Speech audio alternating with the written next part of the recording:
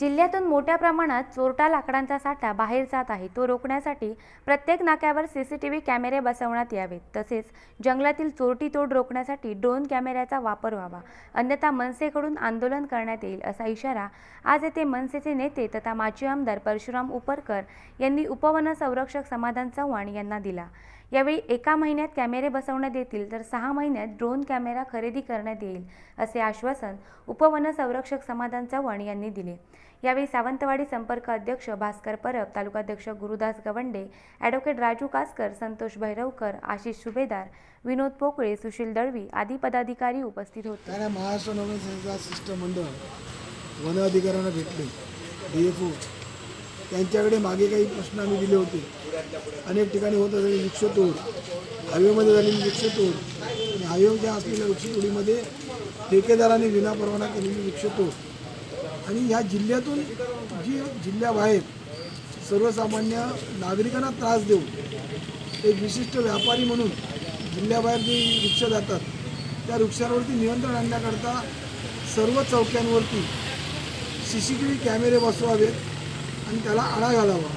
ते आज DFOनी मान्य केलं आहे की महिन्याभरात आम्ही CCTV कॅमेरे बसवून या वृक्षतोडीवरती आळा आणण्यासाठी आम्ही प्रयत्न करू. त्याचप्रमाणे जंगलामध्ये वनजमिनीमध्ये वृक्षतोडी होत आहेत त्या ठिकाणी पाहणी करण्यासाठी CCTV कॅमेरा घ्यावेत अशा प्रकारची मनसेने गेल्या 6 महिन्यापूर्वी मागणी केली होती. पण काही अडचणीमुळे अजून 6 महिने लागतील आणि 6 महिन्यात आम्ही तो कॅमेरा खरेदी करू अशा प्रकारची मागणी केली आहे.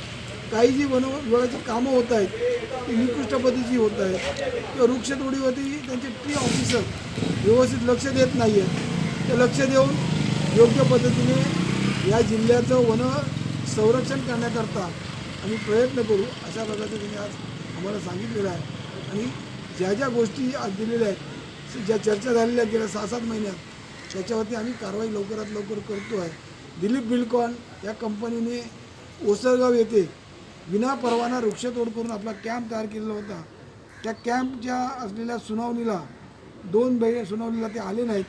3ऱ्या सुनावणीमध्ये आपण त्यांना दंड लावून त्यांच्यावर कारवाई करतो आणि गुन्हा दाखल करतो अशा प्रकारचं सांगितलं आहे. सासोलीमध्ये जी विनापरवाना वृक्षतोड झाली आहे त्या ठिकाणी 4 प्रकारच्या ज्या असलेल्या सर्वोच्च न्यायालयाचा अवमान झाला आहे आणि वृक्षतोड झाली आहे आणि त्या ठिकाणी असलेल्या 4 केसेस दाखल करण्यात येणार आहेत.